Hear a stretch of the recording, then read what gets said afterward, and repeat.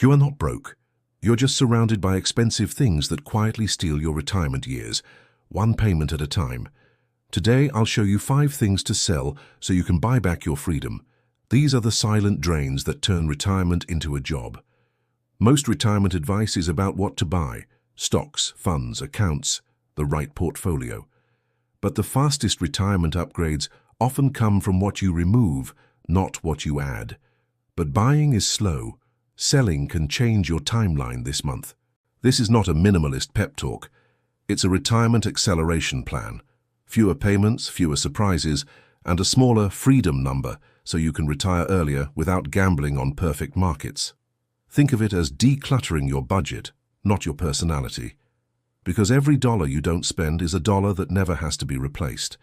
And in retirement math, that is the same as earning a huge return without taking extra risk. You can't out-invest a bloated lifestyle. Stay to the end, because the third thing on this list is the one people defend the hardest. Yet it's often the reason their plan feels tight, even with a good nest egg. If you've got one of these, you'll recognize it immediately. And if you like videos that turn messy money decisions into simple moves, hit like and subscribe. It helps the channel, and it keeps you close to the next step. And I'll give you a simple checklist you can copy today. I'm Dave, and my job here is to help you build a retirement that feels light. Less stress, less maintenance, more options, more peace, and a lot more control over your days. No fluff, no shame, just clear trade-offs. Let me frame this with a story, because the story is what you'll remember when you're standing in your driveway, staring at the thing you know you should sell. When I was younger, I visited a home that was packed with stuff. Boxes, piles, rooms you couldn't even walk through without turning sideways. It didn't look like comfort, it looked like weight. Years later, that same person moved into a smaller space. Clean, simple, quiet. And when asked if they missed all the stuff, they said, "Some days, but most days I feel free." That sentence is the whole video. Most days I feel free. Retirement is not just a date.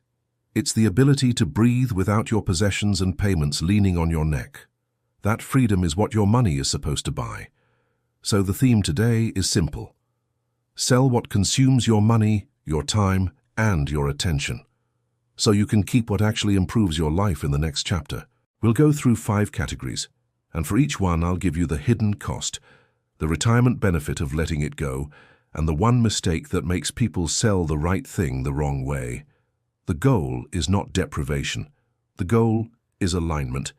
Keep the things that match your real life and delete the things that matched a version of you from 10 years ago. Quick reality check. You can have $1 million retirement plan and still feel broke if your lifestyle has too many fixed costs and too many high-maintenance decisions. And you can have a smaller portfolio and feel wealthy if your life costs are lean, your system is simple, and your money is not being leaked by fees and upkeep. Same income, different costs, totally different outcomes. So let's start with the obvious one that affects almost everyone, even people who swear they'll never leave this house, the home that is now too big for your life. The big house problem isn't the house itself. It's what comes with it: repairs, insurance, taxes, utilities, landscaping, and the endless stream of surprises that show up every year. And the bigger the home, the bigger the surprise line item tends to be. In retirement, surprises are expensive because you're no longer replacing them with overtime and bonuses. You're replacing them with withdrawals from the portfolio. Downsizing is not about giving up. It's about trading square footage for cash flow and time. Fewer rooms, fewer things, fewer problems, and more freedom to say yes. If your guest room hasn't hosted a guest since 2019, you're basically paying a monthly subscription for a memory. That is not a moral failure. It's just math. That subscription is expensive, and it compounds every year. Selling or downsizing can unlock home equity, and that equity can become a retirement paycheck if you use it correctly. Fund a buffer, pay off debt, or invest for income. Before you list, run the all-in math: selling costs, moving costs, new furniture, and the cash you might sink into making it perfect.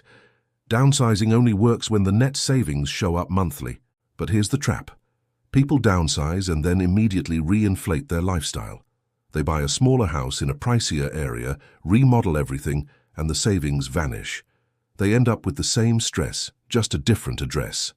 So the outline move is, decide your retirement lifestyle first, then choose the home that supports it.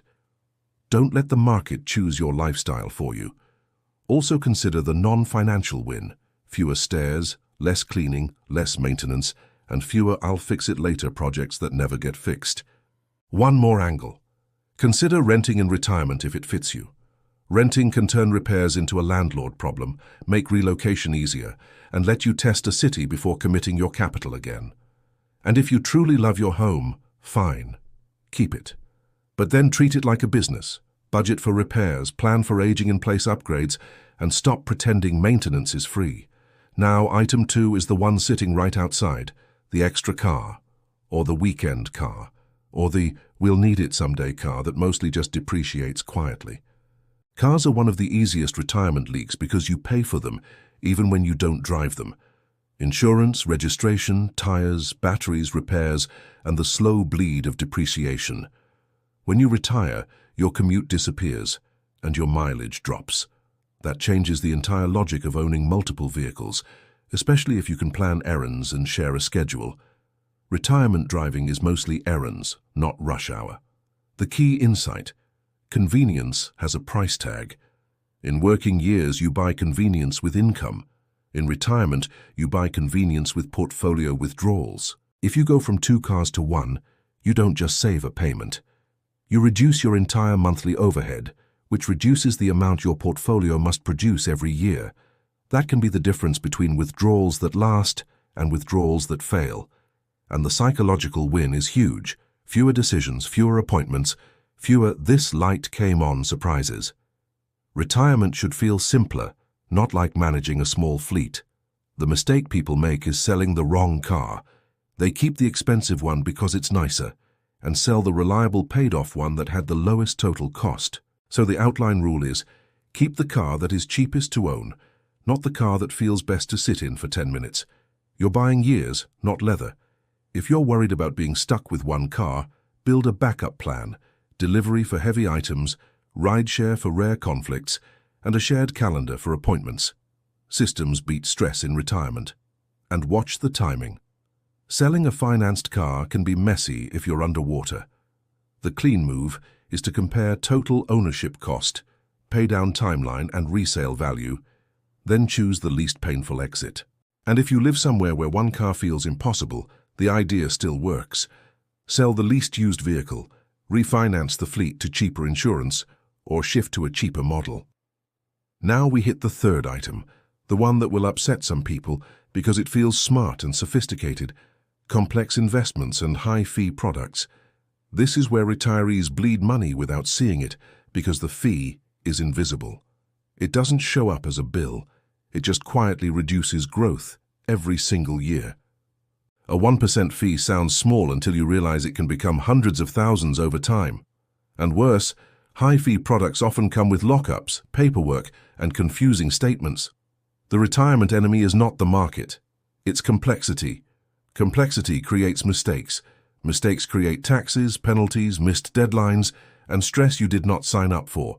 And stress is expensive because it pushes people into bad decisions. So the third sell is often selling out of things like expensive funds, layered insurance-style investments, complicated partnerships, and anything that makes your life harder to manage. Also, check for exit penalties and surrender charges. Some products punish you for leaving. The outline move is to learn the true cost to exit, then plan a gradual unwind with professional help if needed. The outline moment here is a story. The person who had access to every fancy option and chose simple index funds instead, because simplicity won when they valued peace. Then we broaden it. Too many accounts. 10 different logins. Multiple institutions. Old workplace plans scattered across jobs.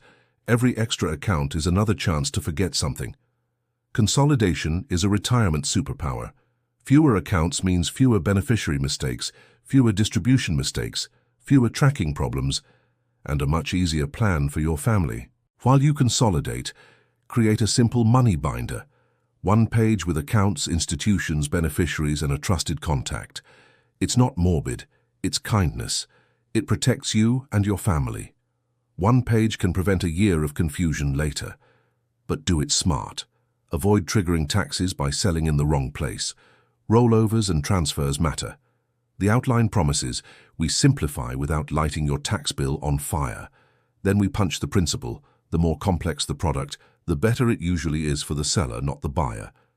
Retirees need clean, transparent, low-cost systems. Now item 4 brings us back to the physical world, the unused toys. Boats, RVs, motorcycles, ATVs, timeshares, gear you loved once and now mostly store. Toys are sneaky because they come with ongoing costs that feel small separately, but huge together. Storage, maintenance, fuel, insurance, fees, and the It Broke Again fund. If you use it weekly and it brings you real joy, keep it. But if you use it twice a year, you're renting it from yourself at a terrible price. Selling unused toys does two things. It gives you a cash injection and it deletes a category of stress. Less to fix, less to insure, less to think about. Special note on timeshares. They're the classic pay forever toy. Even if you still like the idea, the fees and resale headaches can be brutal. If it's not used and loved, it's a candidate. If you don't love it enough to use it, stop funding it. And there's a hidden retirement win. Decluttering reduces decision fatigue. When your environment is lighter, your brain is lighter. That matters more than people admit. The outline adds a gentle emotional layer. Sentimental items are hard, but you can keep the memories without keeping every object. Freedom is not forgetting, it's choosing. The mistake here is dumping everything at once out of guilt. The smarter play is to sell the highest maintenance, least used items first and feel the relief compound. Now item 5 is the big one for I'm not ready to stop working, but I want to retire. The side business or the rental property that has turned into a stress machine. Side income sounds perfect until you realize retirement is supposed to reduce obligations, not add tenants, repairs, payroll, customer complaints, and a calendar full of emergencies. If it steals your weekends, it's not passive. It's a second job. The point is not never own rentals or never have a business. The point is, does this still fit the life you want, or are you carrying it because it used to fit? The outline includes a story. Someone sells a duplex, eliminates the 2 a.m. calls, and converts bricks into a simple investment stream that supports their life without managing people. We also flag concentration risk. If your entire retirement depends on one asset class, one neighborhood, one set of tenants, or one business cycle, your plan is fragile. Selling at the right time can lock in gains and lower stress. And even if you keep it, you need systems, management, reserves, clear boundaries, and realistic expectations. For rentals or a business, plan the tax side and the transition side. Selling can create a big bill, and closing can create chaos. The outline move is to price the piece correctly, not just the property. Now we tie the 5 items together into one retirement equation. Every fixed cost you remove lowers the income you need, which lowers the portfolio size required for freedom. This is the moment to introduce a simple concept. The retirement freedom number is not just about returns, it's expenses. Lowering expenses can cut the goal dramatically. Lowering expenses is the cleanest way to make your money last longer. So the video becomes a challenge. Pick one category and do a 30-day decision sprint. Not to rush a sale, but to gather facts, prices, costs, and options. For the house, price out downsizing scenarios, estimate taxes and insurance changes, and calculate the cash flow difference. Make the invisible savings visible. For the cars, pull insurance totals, maintenance history, and annual cost.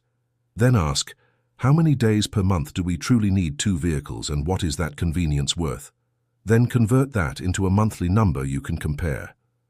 For the investments, list every account and every fee. If you can't explain what you own in one sentence, it might be too complex for the retirement stage you want. For the toys, count usage days last year.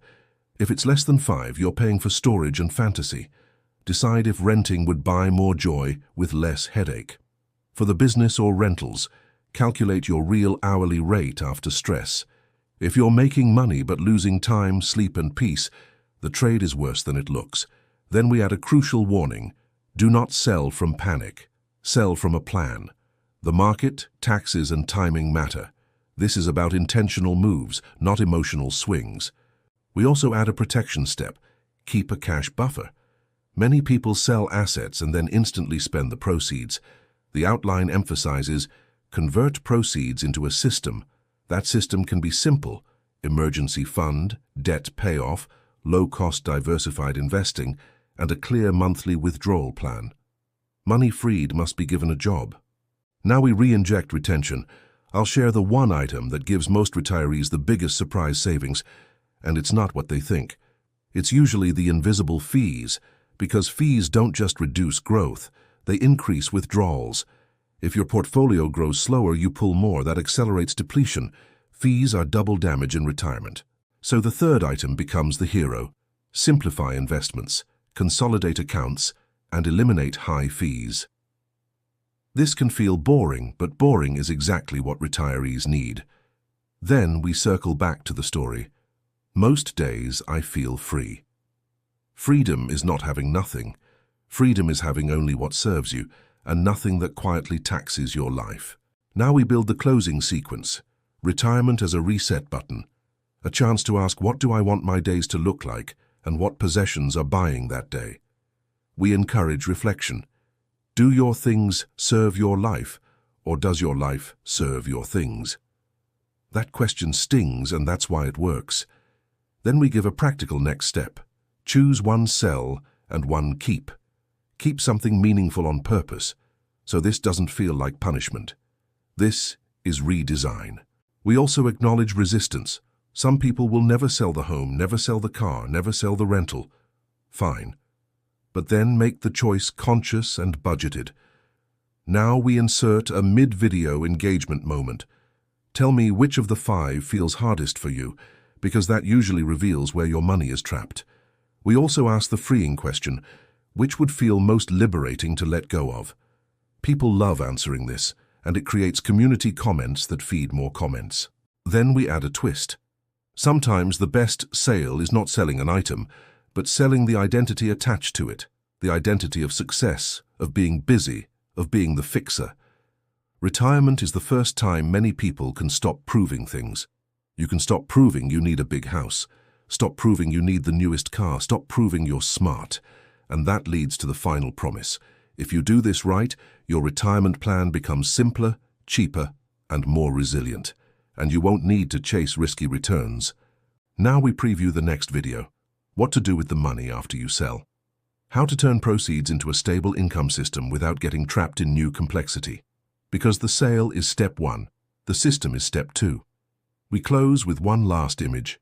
You wake up, coffee in hand, and instead of a list of errands, repairs, calls, and bills, you have a blank page. That is the point. So the 5 things again, quickly. The too big house, the extra car, the high fee complexity, the unused toys, and the stress business or rental that no longer fits.